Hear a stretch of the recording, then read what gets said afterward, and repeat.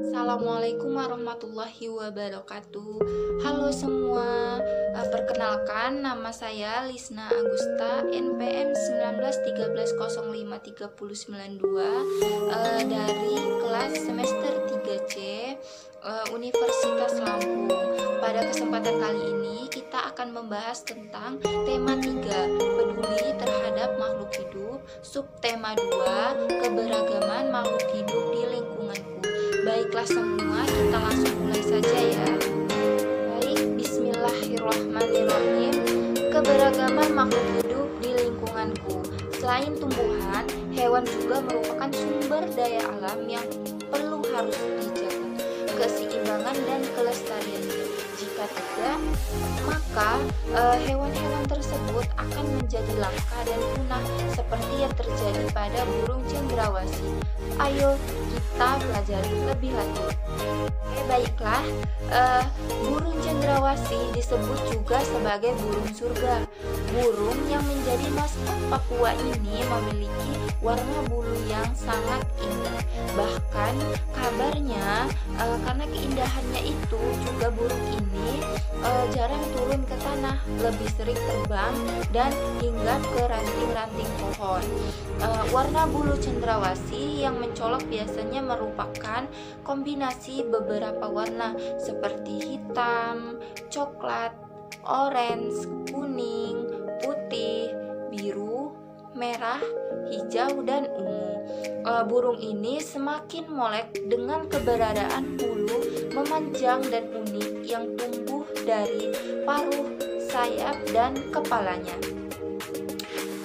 Warna yang bermacam-macam menjadi salah satu penanda untuk mengelompokkan jenis mereka. Habitat aslinya di hutan-hutan lebat yang umumnya terletak di daerah dataran rendah dan hanya dapat ditemukan di Indonesia bagian timur.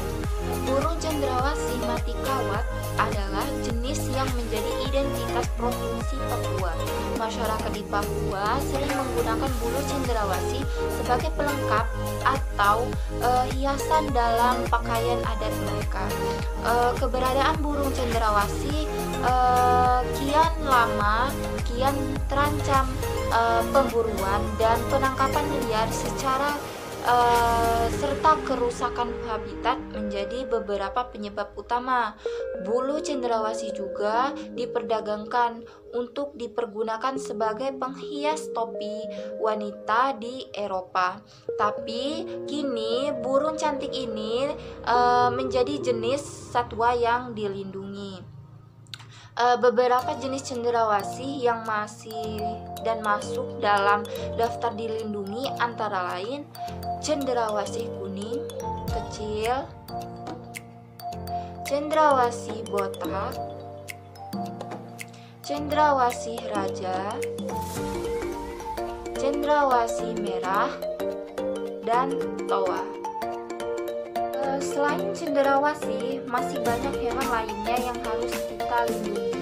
Di sekitarmu tentunya banyak hewan yang menarik perhatianmu, bukan? Ayo kita belajar lebih banyak mengenai hewan. Baik, contohnya itu seperti kupu-kupu. Kupu-kupu termasuk dalam kelompok serangga.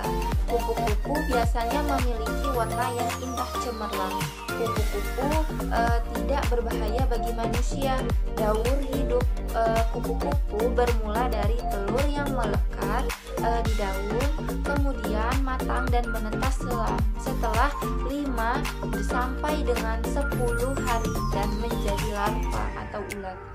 Setelah 2 minggu, larva atau ulat membentuk kepompong yang bergantung di ranting atau daun selama 2 sampai dengan 3 minggu. Kupu-kupu hidup di dataran tinggi dan di dataran rendah. Kupu-kupu Indonesia banyak ragamnya dibandingkan dengan kupu-kupu di negara lain. Tidak sedikit penggemar kupu-kupu, warnanya yang indah sangat menarik perhatian banyak orang. Oleh sebab itu, perburuan kupu-kupu sering terjadi. Hal ini tentunya sangat merugikan bagi kelangsungan hidup kupu-kupu maupun makhluk hidup lainnya. apakah kamu punya hewan peliharaan? Apa yang harus kita lakukan terhadap hewan peliharaan kita? Di sini ada cerita dari Dayu. Ayo kita baca terlebih dahulu cerita dari Dayu. Baik, di sini ada cerita dari Dayu dan si mungil. Judulnya Dayu dan si mungil. Sudah sejak lama Dayu ingin punya hewan peliharaan. Dayu ingin memelihara kucing. Dulu ibu berjanji Dayu boleh memelihara kucing ketika Dayu sudah cukup besar, kata ibu. Dayu bisa mempunyai hewan peliharaan jika sudah mandiri dan bisa bertanggung jawab. Sekarang Dayu sudah kelas 4 SD.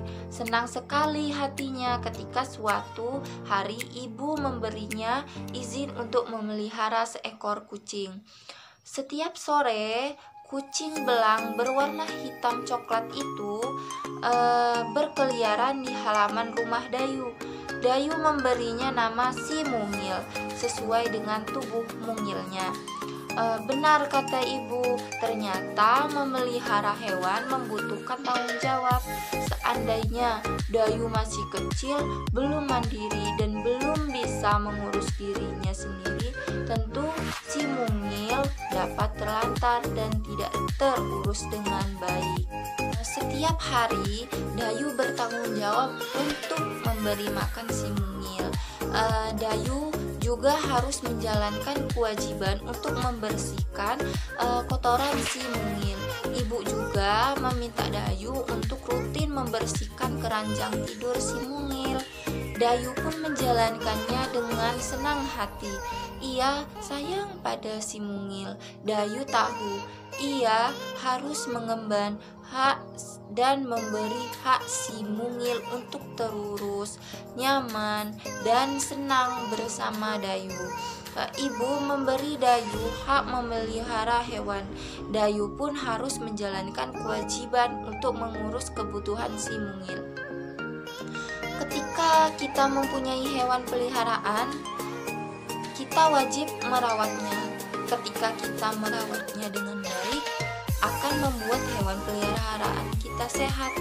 Misalkan memberi makan, membersihkan, memberikan tempat yang bersih, mengobati jika sakit, dan menyayanginya.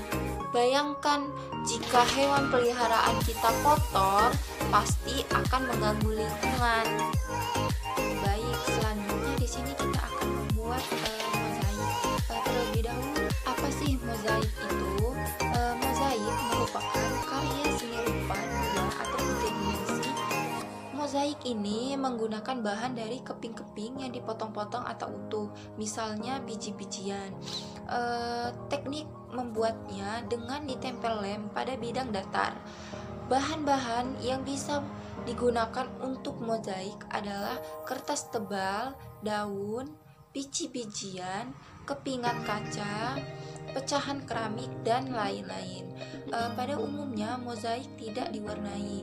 Pembuat mozaik mengkreasikan kombinasi atau komposisi warna dari bahan-bahan yang ditempel. Sekarang kita mulai berkreasi ya, membuat mozaik yang bertemakan hewan dari biji-bijian. Ikuti langkah-langkahnya. Di sini ada bahan. Bahannya ini ada biji-bijian, misalnya kacang hijau, kacang kedelai, kacang hitam, dan kacang-kacang lainnya yang berukuran hampir sama. Yang kedua, kita menggunakan kertas HPS atau A4. Yang ketiga, tidak lupa kita pasti menggunakan lem. Selanjutnya ada alat. Kita di sini menggunakan 3 alat. Yang pertama pinset, kedua pensil, yang ketiga kuas. Yuk kita mulai langkah pembuatannya. Yang pertama itu kita gambar pola seekor hewan di kertas gambar atau kertas A4 tadi. Seperti bisa dilihat seperti ini. Yang kedua yaitu kita berilah lem pada bidang gambar. Bisa dilihat. Yang ketiga, tempelkan biji-bijian dengan rapi seperti ini. Yang keempat, perhatikan komposisi warnanya. Nah, jadinya seperti ini. Itulah cara pembuatan langkah pembuatan dari mozaik. Selanjutnya kita membahas apa sih dampak dari perburuan hewan liar. Udah ada yang tahu belum? Baik, di sini kita bahas ya. Perburuan hewan liar akan membuat dampak yang tidak baik. Dampak tersebut bisa menyebabkan hewan punah dan kerusakan lingkungan. Di sini ada suatu cerita. Kita bacakan terlebih dahulu ya. Yang berjudul Harimau Masuk Desa, Warga Cemas. Beberapa minggu belakangan ini, warga desa Badung hidup dalam kecemasan. Hal ini terjadi karena beberapa hal. Terlihat beberapa ekor harimau masuk ke area permukiman warga. Desa Badung memang terletak tak jauh dari hutan. Harimau-harimau tersebut memang belum mengganggu warga. Mereka hanya berkeliaran seperti sedang mencari makan. Warga desa Badung berupaya mengamankan ternak peliharaan mereka.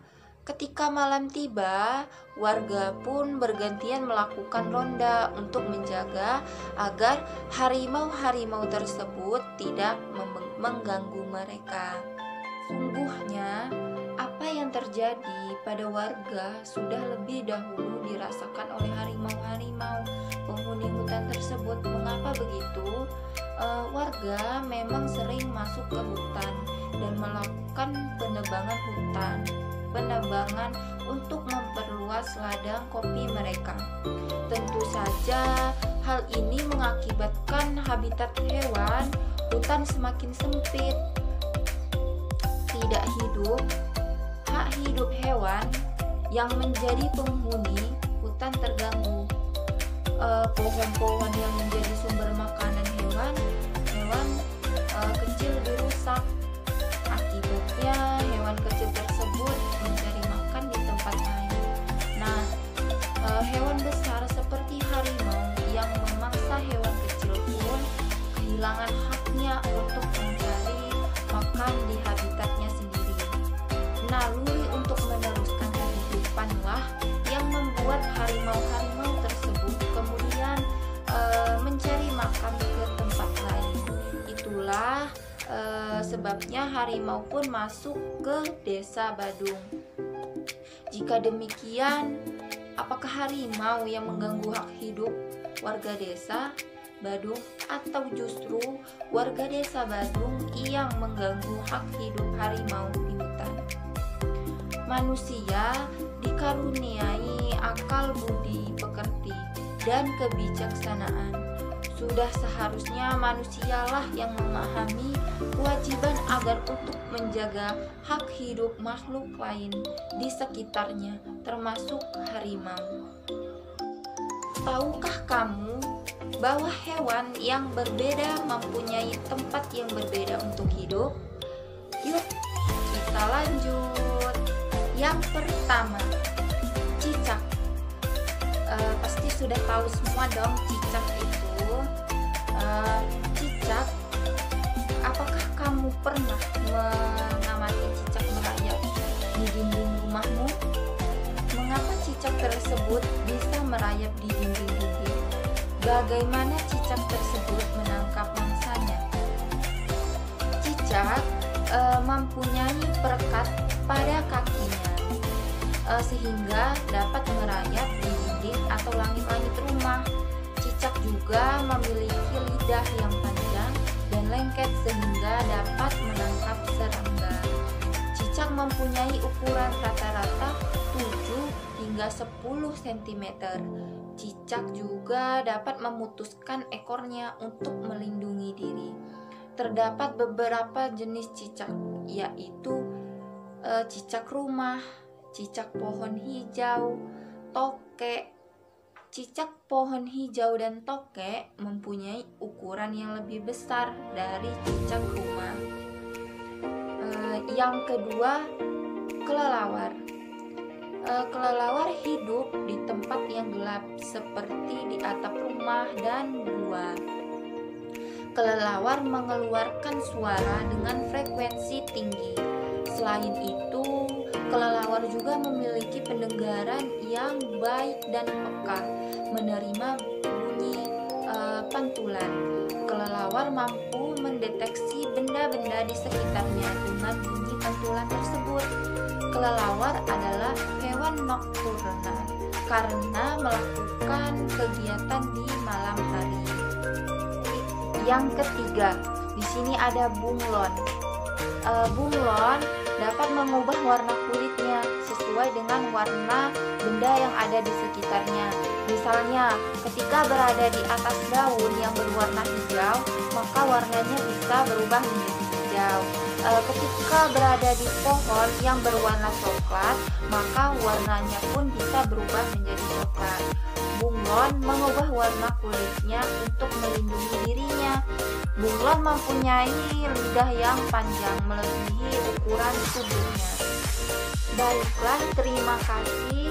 Itulah pembahasan pada video kali ini, di mana tentang tema 3, peduli terhadap makhluk hidup, subtema 2, keberagaman makhluk hidup di lingkunganku. Baik, terima kasih semuanya yang telah menonton video saya. Saya mohon maaf jika ada kesalahan dan kekurangan. Saya akhiri, wabillahi taufiq walhidayah. Wassalamualaikum warahmatullahi wabarakatuh. Tetap semangat.